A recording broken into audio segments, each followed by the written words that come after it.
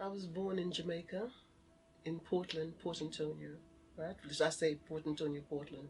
My father was Tussle Nigel Brown, and my mother was Constantia Brown. In Portland, it was very nice. I went to a private school, and I remember the uniform well. It was a white blouse and brown skirt, and I used to have certain type of shoes, and they called them the Mickey Mouse shoes, and so on. And I can remember being in school in Jamaica, and we had to leave the exact spacing between each word, and the teacher would come along and make reference that you had to have this exact spacing. But it was a very nice experience, and I'm the youngest of 4 girls. I have 3 older sisters, and a lot of people say that I'm spoiled. I don't know. But my father was in a tricky position, and being a policeman, he wanted to give my mother the life she was accustomed to. So he went and did some business. And in Jamaica at the time, policemen could not be in business. And because of my mother's father, they asked my father to resign. And so he did, and he was upset about the situation, and he decided to come to England. And my mother didn't want to come to England. She dreaded coming to England. But her sister told her she can't have her husband in England and she's not here. So my mother decided to come over. And she took the ship. It took 3 weeks to get here, where she bought all bits and pieces, from the home and everything and so forth. And she met my father here. And then we came up in stages as her children. My older sister came first, and then my second sister and I came up together. And then the third child, she came up on her own. And we came here. But when I came here, it was so disappointing. The housing, the place looked so grey and dull and unattractive, and we were all in one room. But in the meantime, my parents, type of people they wanted to, they were buying a house. So when they were sending for us, it wasn't long after that we moved into our own house. Well, I didn't know what to expect, but I can't remember people talking about England, actually. It's strange. My mother was a housewife, actually, I should say that. She used to teach before she got married. She taught English literature and English and history before she got married. But when my father decided to come, I couldn't really understand why they wanted to move, But of course, as a child, if your parents are going to do something, you go along with it. I didn't know what to expect. But I must admit, when I came here, I was very depressed. I didn't like it. We moved into our own home, but 2 of the floors in the house were occupied by English people, like sitting tenants. And we had the first floor and the ground floor. And my mother had to arrange for me to go to school. Well, the school I went to was called Ashmount Primary School. And I went there, and because of my age, I went into the first year of the primary. And that was not easy, because I was the only child there of colour. 7, just around 7. 7, and that was 1956. Wow. And you were saying that you were the only person of colour? Yes, in the school. And my life was not easy at all. It was very, very difficult. The bullying and kicking. And parents used to see the children kicking, pulling my hair and spitting at me. And they never did anything about it. It was amazing. And this went on for some time. And I told my mother, after I told my mother how they were kicking me, punching me, and all that. And she decided to go and see the head teacher. My mother's a very intelligent woman, and she went to the head teacher, said she wasn't looking for punishment for the children. She just wanted them to stop doing it because it was making me very unhappy. And the head teacher said she couldn't punish so many children for one offense. And my mother said, it's not one offense, it's going on every evening. And she repeated she couldn't punish, so many children for one offense. When I came home that evening, my mother took me and she said to me, if you come back here one more evening crying, she says, I'm going to beat you, because God has given you 2 legs and 2 arms. Use them. That's what my mother said to me. She's not, she said, use them. And funnily enough, I didn't only use my 2 legs and my 2 arms, I used my head as well. And would you believe it stopped? But it was difficult, because when we did PE, we used to do dancing times, right? And if the teacher, I forgot his name now, but he would dance because nobody would dance with me. But there was one boy called David Freeman, I'll never forget his name. he would dance with me, and he was very kind to me. He didn't like the way the other children were treating me at all. It was amazing. And it wasn't easy for him because they picked on him too and made his life miserable. And that was very hard. Very, very hard indeed. And they didn't expect much of you. And in a way, I suppose they were surprised that I was able to read and write sentences at the age of 7. They were not expecting that at all. It was very difficult. But I think because the way I was brought up in the experience I had in the West Indies and the way I was brought up, people weren't able to break me. For some reason, I had the strength in me. You know, they sort of were very surprised if you did anything. You know, they didn't think you could think. They didn't think you could reason. They didn't think you could, know your times tables, little things like that. Which, being in a private school in Jamaica, you were taught these things. Especially at that age, you expected it. So it was hard, very, very hard. But for some, I used to cry. I hated it. I really hated it. I hated it tremendously. I hated going to school. And I suppose in some ways I used to bury myself when I came home, bury myself in books.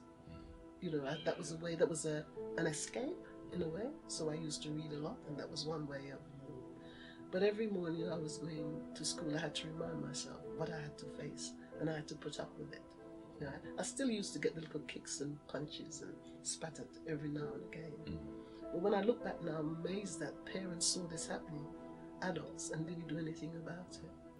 But there was like an inner strength inside of me, and I must say maybe it's God who gave me that, must be God who gave me that inner strength. And I survived that difficult time. It was not easy at all. Sorry, Karen. Okay. No, when I went on to secondary school, it wasn't easy.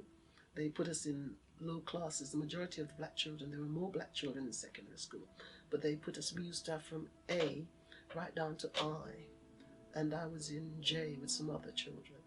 And funnily enough, there's a teacher called Mr. Evans. He was Welsh, and he could not believe myself and a girl called Dorothy Simpson, funnily enough, this is the age of 11. He couldn't understand why we were in this low class, because he could see that we were able and so on. And he got what they used to call the grammar section from A to D, and we were put in B. He got us moved up to B. Wow.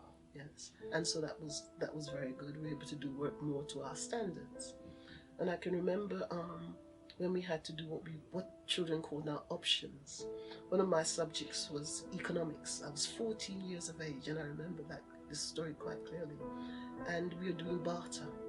And I got very interested in it because it brought me back to Africa.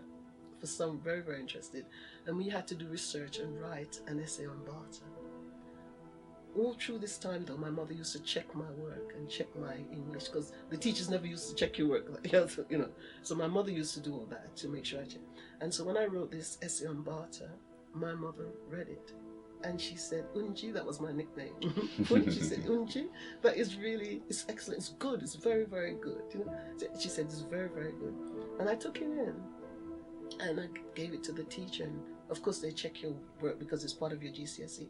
And when he looked at it, he told me I could never have written this essay. And I said to him, I did. He said, you could never have written that essay. I said, I did. He said, no, you couldn't have. He wouldn't believe me at all. And it didn't go through, but we had to take, those days when you took your GCE, it's GCSE now, but it's GCE, you only have 5 questions. And economics was a new subject on the curriculum. And, out of all the 5, there were 5 of us taking economics at the class. And I was the only girl and the only black. And I was the only one who passed GCSE economics. Wow. The others, it's amazing, but that's what happened. Yeah?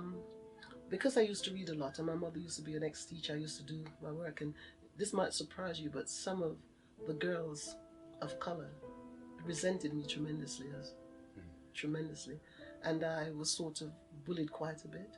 And I had a good friend called Mary White, who used to protect me from all the bullies. She was just excellent. She would stand in front of me and say, come to me first, deal with me first, she'd stretch out her hands like that, come to me. And I used to read a lot, and I think because of my reading, that helped me academically. So when I got 8 GCSEs, it was unusual. People didn't even believe, or people, when sometimes you used to try and get little jobs during the summer, they said, oh no, you're too qualified. They used to make reasons not to give you the job. Do you see what I'm saying? And they couldn't understand it. And even when you got in the outside world, people found it strange that you had 8 GCSEs. You know, they 8 GC, sorry. Yeah. They found it very strange. And so in a way, they made you want to feel inadequate as a person. But as I said, there must be enough fighting spirit in me. But I remember standing at a bus stop on Hanley Road, waiting for a bus on a Sunday afternoon. And some boys came along, some white boys came along, and broke limbs from a tree and started to beat me with the limb. Wow. Beat me. That was in your own area? Yes, Andrew. And I just turned my face away because I didn't want them to hit me in my face. And they were hitting me. And a white man came up and said, what are you doing? And grabbed the thing and broke it and shook it away. And so they'd run and gone, so I thought they'd left. So I stood waiting it was a 210 bus I was waiting for. I stood waiting for the 210. And these boys came back. I was so surprised. And they started to hit me again. And again I was hiding my face, right? It might have been silly to have stayed there. I should have moved, but I thought they'd gone. And then a black man came up in a car. And I'm telling you, those boys disappeared so fast, you know, because they saw what they're doing. So he checked to make sure I was all right. And he went looking for those boys, but he never found them. They probably went into the council flat. But that was an awful experience as well, being beaten on the street at that age. How old were you? About 15 years of age. Yeah, I mean, they were lashing me, and there was lashes on my face when I came home, and they were hitting me across my back and everything. It wasn't easy. And I can even remember being at a bus stop, and this white man was pushing me, and this black man must have seen him. And that was at Frinzy Park, I never forget. And the black man came and said, what do you think you're doing? Go on here, little girl. Right? And he took on the white man and told him off good and proper. And you know, I really wanted to say thank you to the man, but I didn't get a chance to say thank you to him. You know, he just wanted me to go up into the bus because you see how the man was sort of treating me. And there were teddy boys all over the place, people getting beat up, you know, all over the place. Really, it was very hateful here. They just didn't want to see people of color, and you had to be careful. But you wouldn't have thought what happened to me on a Sunday afternoon at a bus stop would have happened, you know. And my mother gave me a lot of encouragement. She was a woman of God who believed in God and so on, you know. And she told me things would be better. But she said, you must always be strong. Do not let people see that you're scared or frightened, because they'll take advantage of you, right? You have to stand up, and you have to learn how to stand up, you know. My mother's a very warm and loving person, and it wasn't easy for her to see me unhappy. I wanted to achieve. It was something in me who wanted to, you know, make something of myself. I didn't think I was nothing. So I must have had some belief, and I credit it to my parents, especially to my mother. I would not accept that we were rubbish. I wouldn't accept that we didn't achieve.